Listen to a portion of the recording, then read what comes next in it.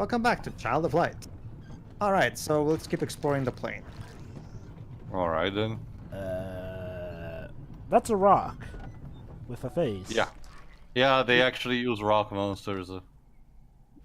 Alright, and now here's what I found. We found an optional little route that can lead to some, kind of a mini dungeon, of sorts, yes. Oh, is that a... That tells you.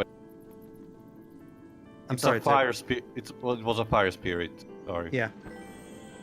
But yeah, the jingle at the beginning when you enter the room, that's your cue, but it's like a mini dungeon. Defense Stardust. You can make a lot of money off of it by selling it at a Pokemart. Sorry, Jova, I don't think it works that way here. Unfortunately, that's an interesting thing. There are no shops in this game. Yeah, because mostly outside of the items that you found everywhere, there are no like equipment or anything. Alright, since their fire monster has changed to the golem, since he actually has water oculi. Weird. Right. You'd think he'd have more rock type abilities. No, Actually, remember, no. Joe, I put them because I wanted to. Like, you're the one who decides which elements each character is. Oh, I so decided they to are... remove water. There's no particular character in this game that is flat out looks like a water. Unless, well, there is one at the last party member you get is technically the closest thing you'd get to a water elemental by nature. The problem is that that particular character is just a spellcaster who does almost nothing but buffing and debuffing spells anyway. Yeah. So basically the way this goes is like you pick their elements when they join your party or something? No, Joe, I've already explained this, but I'll explain again. Basically, the way equipment works in this game is through these jewels called oculi that you find. Oh, okay. It's like the materia system, got it. Yeah, sure, let's go with that. Okay. It essentially works if you use the added elemental materia to magic. Unless you use it as an accessory, in that case it has a special effect like boosting your HP or MP or giving you a special bonus like less casting spell time or something. Okay. Also, it turns out I miscalculated. We will not be meeting Robert in this part, only the next one. Oh well. Robert? Who? Eric Roberts? No, Taylor's favorite character. Anyway, go ahead, Joe, it's all you. How delightful! A carnival jester! Okay, keep your panties on, lady. Not yet. I'm on my way to a circus nearby. And how strong you are! She actually is. Wow. Yeah, she's much stronger than you, Nora. Actually, the game is actually gonna explain. I bet you could raise a real lady high. Show me one, and I'll make an attempt. Ooh. Don't you mean you'll give it a try? There you go. She means a try. There you go, Jova. Alright. Well, so Nora has a thing for rubella.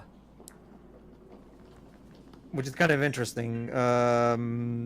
This is not exactly the kind of game you expect to have that kind of progressive relationships. Well, this was Ubisoft when it was restructuring, so I could see them having already some sort of idea of pushing more for the LGBT community. So are we gonna Fire Emblem this and make us a powerful product child with those two? No. Sorry, Jova, no generations and everything. By the way, did you actually like the Generations mechanic, Tio? It was a novelty, and it was not necessarily a novelty because it was like an expansion of a plot element from one of the old games. But yeah, it was definitely a nice addition. The problem is I had with modern Fire Emblem games are others, so don't worry. There's actually this funny fan comic of Smash Bros. Where Robin tries to ship Samus with Cloud for the ultimate child. Is it Awkward Zombie?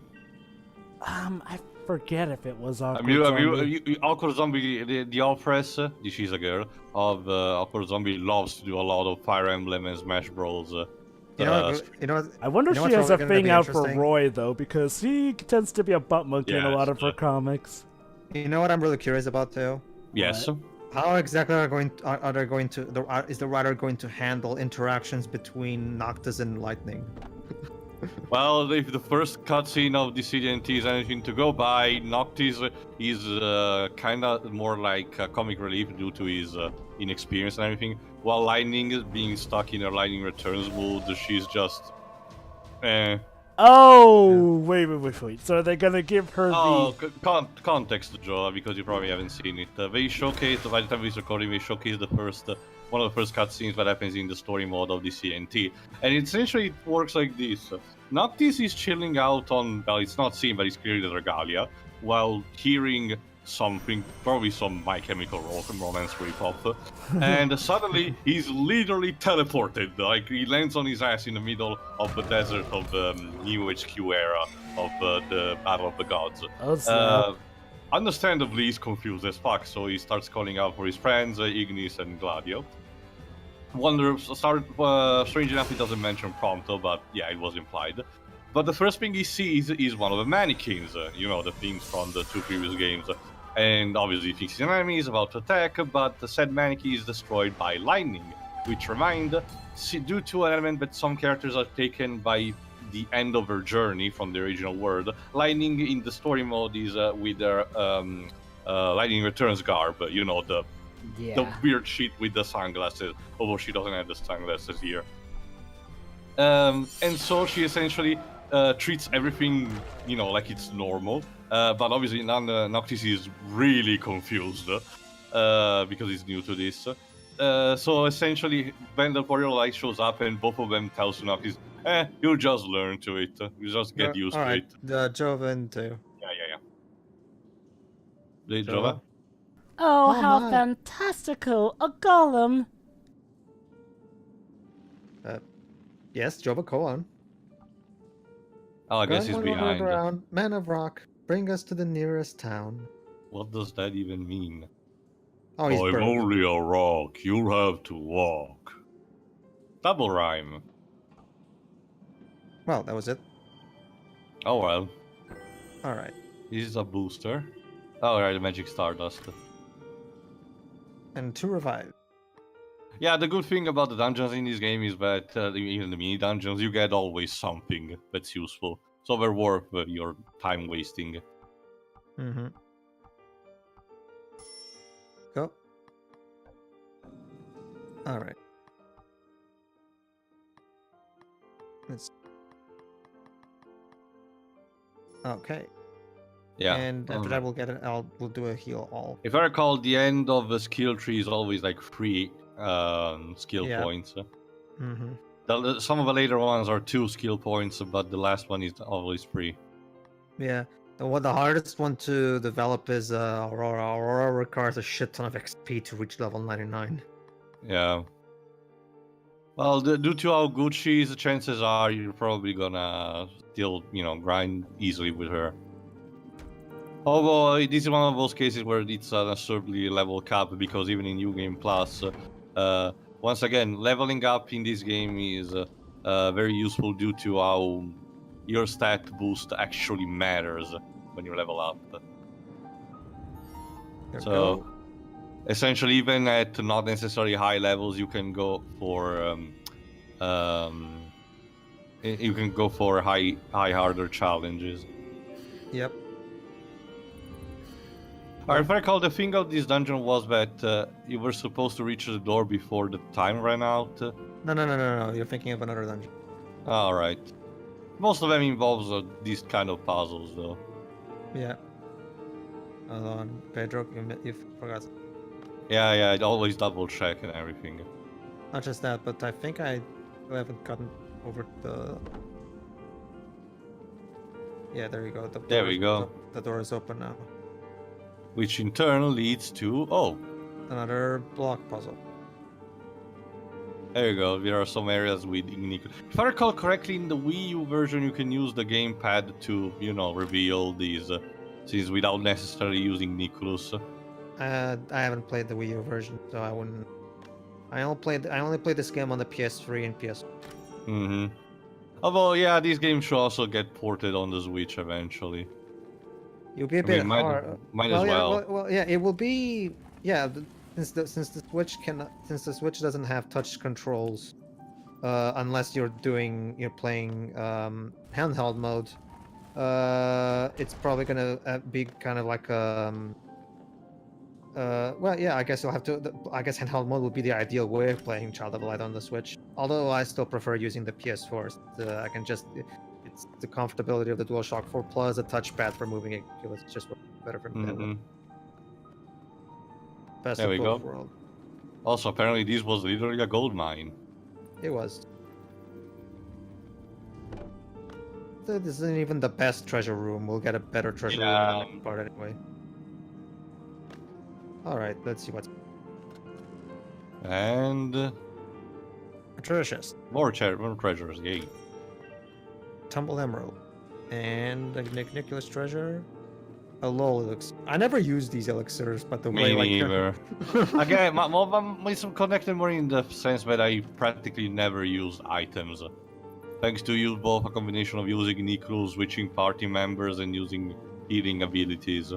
Not even just that. It's more so the fact that most of these elixirs are for replenishing Nicholas's energy bar, but that bar already replenishes automatically anyway, and wasting a full turn in battle to restore his is kind of you're better off.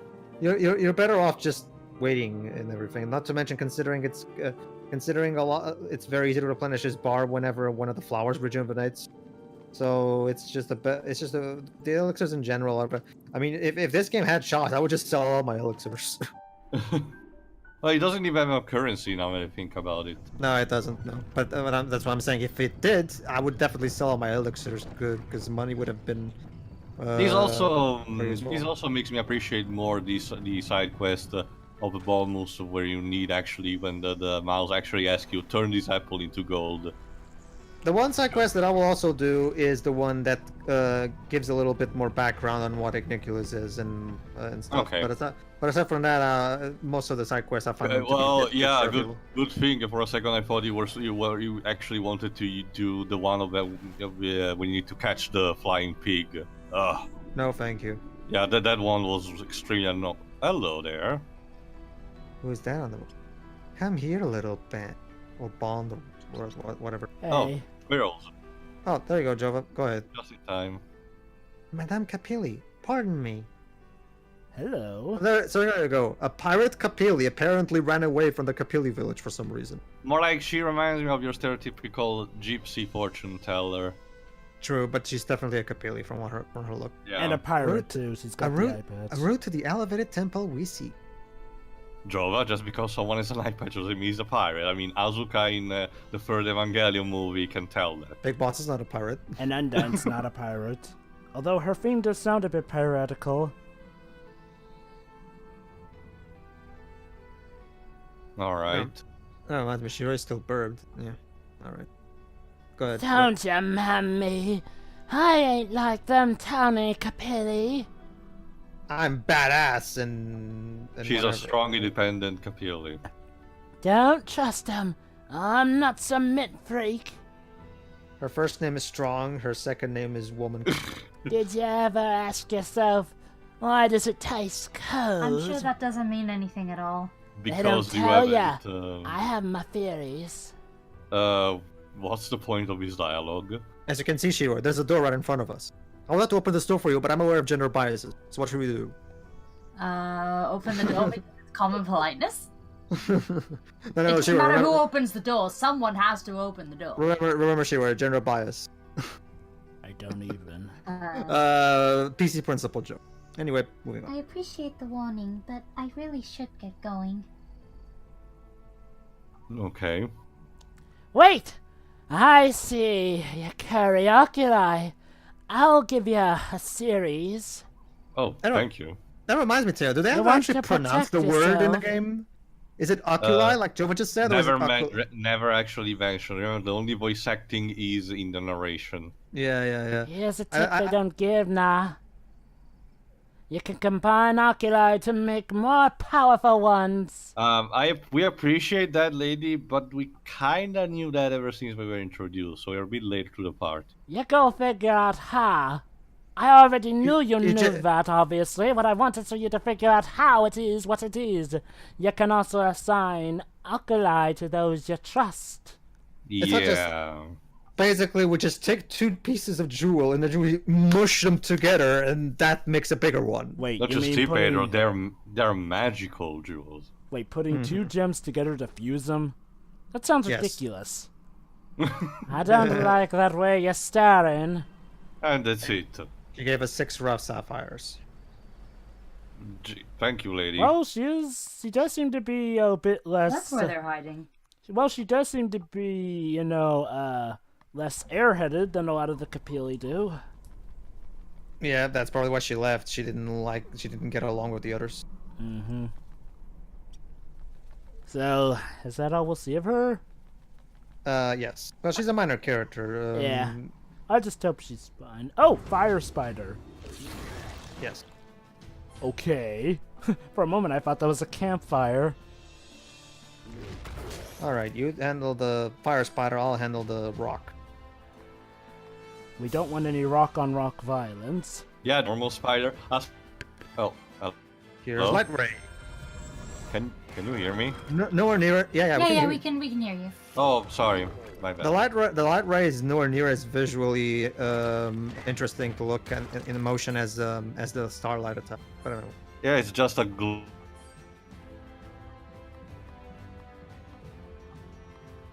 All right. blow that happens. Anyway, Jova, that's why we struck everything we see screenshot. Sorry, Teo. Now you're cutting off. You jinxed it. I thought that was me having issues. 'Cause Oh my god! internet just And now plummeted. Jova's burped again. Okay, fine. I have to carry this over. Okay. What do we All do? right. Okay. So basically, guys, since I don't particularly, actually I've forgotten. Is water strong against rock muscles in this game? I forgot. I actually forgot.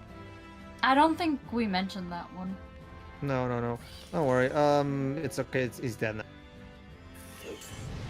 Oh, it's a good thing I defended. All right, this should be enough to kill the spider. There we go.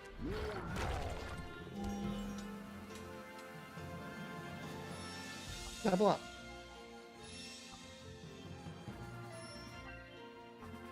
There we go. Let's check. Let's allocate those skill points. Light ray. And now I can finally teach Wildfire to Ben, and Nora can learn. Actually.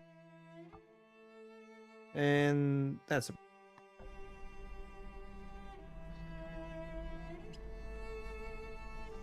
Ooh, Tia? waterfall. Oh, hey, Tia, you're Alright. back. Yeah. Welcome yes, back. I'm fine now. Oh, look, another door. This one has a bit more meaning because of its details, yeah. All right, let's see.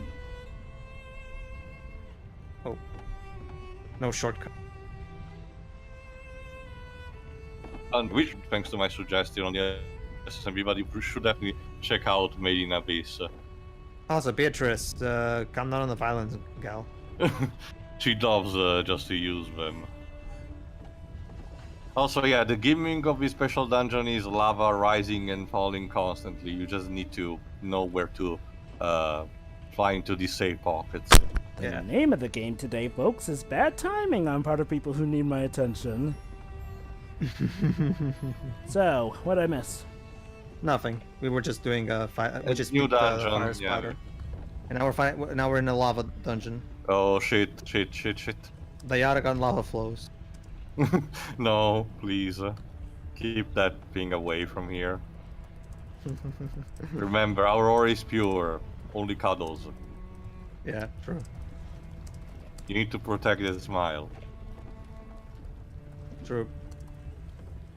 Well, it's gonna be hard to protect that smile when her father finally kicks the boot, Don't you mean kicks the bucket? the bucket, whatever. Whatever. It's Austrian. Kick the strudel. Yeah. It's fictional Austria / fictional Lemura Kingdom. It's never made entirely clear, so just whatever, roll with it. I don't even get why they decided to start in the real war specifically in Austria. It's not like it's based on a real life event anyway. Mm-hmm. They didn't want to be obvious and use friends or something. Probably. I guess the yeah, weird thing is that they it's even Ubisoft, you think they will go for France. I guess the weird thing is that they even bothered to give this a real-world nationality. Yeah, you think they will start just in the land of Lemuria and being that. Just remain fictional. There's no real point in tying this up to Austria. I'm guessing they wanted to. I guess they figured maybe it would be more legitimized that way or something. I guess it's just like, well, I mean, if we're not really going to have that many ties to the real world here and there, I mean, not much point. I mean, I go, compared to, say, Nights into Dreams. That game, okay. Now, the real-life areas are obviously allegories for real-life places, like the area in the first game is obviously an allegory for New York City with the Twin Towers, and in the second game, it's obviously based off of London, full of Peter Pan references, and, of course, a bell tower. But Yeah. here, though... Oh, yeah. And also, in the Nights into Dreams games, the plots were kicked off by issues the children were having in the real world. Here, yeah, we know that her evil stepmother poisoned her and stuff, but, we don't exactly know much about the outside world, so we don't feel as much urgency for her to get back, aside from, feeling sorry for her. I should have been a cleric. Yeah. Wow, really, dude? Just because it's dark, you're immediately gonna quit your job and become a priest? Jeez. This is part of a side quest with Pedro is not sure. It's the one I referred to before as the turn an apple into gold. Essentially, Aurora will travel all around the world exchanging items for another until she gets a gold nugget from this guy. Lovely. All right. But yeah, that also counts as a sneak peek to the Balmus Populi. Yes. The Balbus video. Populi town, the town that we're going to be visiting in the next part, is a town entirely full of rats.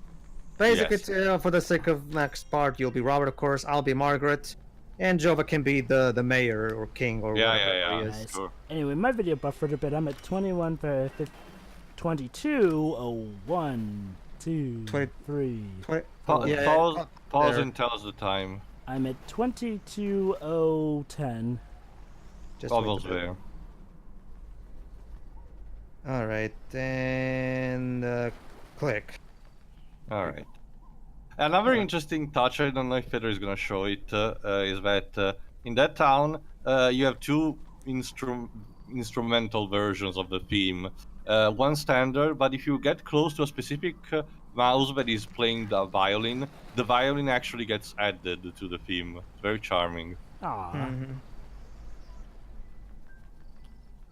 All right. What about here? What? Oh, Yeah, there's an entrance to the cave, but forever, I guess. I changed my mind. Uh, Hi, giant uh, face. Ga- I'm scared. Gaia Let's run- from God of War. Let's run away. Run away, run away! All right, let's see what we find here. Oh, look at that! Optional boss. A A lady? giant flaming rock. That one looks a lot more feminine. For some reason. There we go. Complete with the boss beam, yeah. And this is actually one of the few bosses that you can actually surprise strike. Mm-hmm. All right. If I Alright, recall here we go. correctly, the strategy that the rocks use are either concentrate, essentially gather power for a powerful attack next turn, standard attack, which is like stone throw or something, or if you make them lose their turn by hitting them while they're in the cast zone, they use a move where actually boost their defense, essentially, like they raise a shield or something, so only magic is effective against them. The good thing is that being flaming rocks, they're perfectly vulnerable to water, so if the golem's physical attack powered by the oculi doesn't work, there you go, granite, you can use Fiend's water magic if you want. Yeah. However, like I've said, I have water oculi on my golem, so I'll just use the golem. There you go. Yeah, you already defeated the flunky part of the boss. Most of these boss major strategies are to use minions as cannon fodder and support. So if you take them out first, you're good to go for the majority of the fight. Yeah, that's pretty much how it is in some of the final bosses even. Because, for example, the 2 final bosses, like the penultimate boss, can be really hard. Yeah. Because she does have a move that will basically one hit kill you. So your priority should be take out her flunkies first, and then try your best to interrupt her as much as you can, so that she don't give her the ability to, counterattack. A one-hit kill move in a turn-based RPG. Those are always a bit finicky for me. It's common. Like, even Pokemon have. Yeah. Well, with And Pokemon, Jova, trust me, you don't want to get into the Shin Megami Tensei series if you don't like those. yeah. Okay. I mean, okay, when it's done well enough, it's fine, but in some cases that can be a bit unfair, I do feel.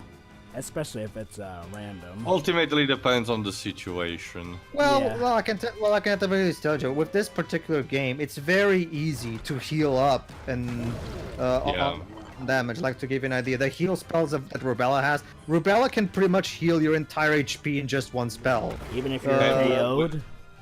No. Well, the only way to revive someone is using a revive item. There we go. But outside of that, the heal spells basically heal your entire HP. If you're specifically Rubella, because Rubella is a master healer, basically. Yeah. She can. So as long as you have Rubella in your party, you should be fine. Boy, Rubella's like a good all-rounder. She has some pretty good physical attack, and she's a good healer. She's my favorite. She's my favorite party member except from Aurora. The only thing is that outside of her physical attack, she doesn't have any other fancy capabilities, being focused only on healing, understandably so. Mm-hmm. But yeah, I mean, I guess for me, it depends on because like I've run into a lot of cases where one-hit kills in turn-based RPGs can be a bit unfair and blindsiding. Just a matter of, oh, you have to beat this box in X number of turns before he then decides to do this attack. To be fair, if the game does warn you that it's like in 5 turns in advance, I'm referring to cases where the game doesn't warn you, as in like, well, I was basically using that as a metaphor of sorts, Yeah, Jova, to be fair, in my case, I kinda tend to dislike more when a game has a situation where it's either a fight you're not supposed to win, or a very difficult fight that you think you're not supposed to win, and it's not like that, and the game doesn't tell you. In either case. Like, for example, in Legend of Dragoon, actually, one of the late boss kind of falls victim to this. That one-hit kill attack you're referring to, though, does it attack the entire party or just one person at a time? No, just one person, which will give you... And after doing that, she'll do a couple more attacks in turns before she even attempts to do that again quite a bit. Trust me, you have plenty of time to recover that fallen party member. So I guess the idea is just to have enough revives. Yeah, which I do because I'm on New Game Plus. But even then, even when you're doing a plain new game, I never actually got a game over in this game. If you know what you're doing, you should be fine, honestly. Especially considering that's the penultimate boss that I was talking about. The final boss herself, the Dark Queen, she's surprisingly easy. She's pretty easy, yeah. Especially if you have Lido Cooley on your characters, which I am for this playthrough. Basically, too, right before we get to the climax, I put Rubella with Lido Cooley, and that made the final boss a complete joke. Wow. So basically, the big reason, Job, is because her lackeys are the ones doing most of the attacking. She herself just does buff, but she just continuously buffs herself and barely attacks. So she's anyway, the evil version of Nora. They will know the rule we seek. All right, everybody, welcome to Chapter 6 of Mice and Magma. So Mice and Fire. Welcome to Balmus Populi. Alright, everybody, in the next part we meet Teo's favorite character in the game. Alright then. Oh, right, because you like rats. Yeah. Nice. See ya, everybody. See ya. See ya. Yeah.